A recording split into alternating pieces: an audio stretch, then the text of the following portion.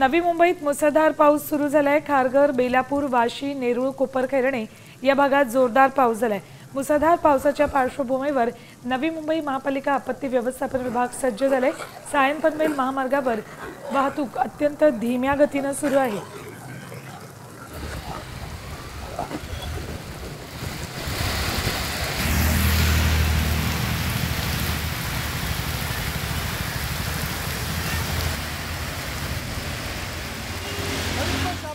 मुसळधार पावसाला सुरुवात झालेली आहे। आपण पाहू शकता बेलापूर, नेरूळ, खारघर, वाशी, कोपरखैरणे, येरोली या ठिकाणी जो आहे मुसळधार पावसाला सुरुवात झालेली आहे आणि सायन पनवेल महामार्गावर सुद्धा वाहतुकीचा परिणाम आपल्याला झालेला दिसून येत आहे।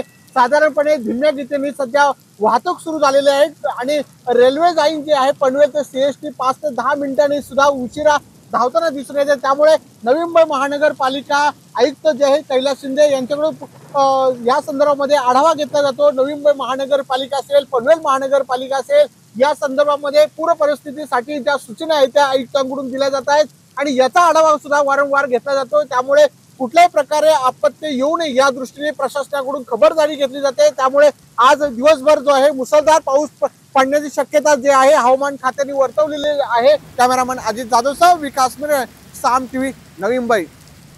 आता isakal.com आहे देशातील नंबर 1 ची मराठी न्यूज वेबसाईट। प्रत्येक अपडेटसाठी isakal.com ला नक्की भेट द्या।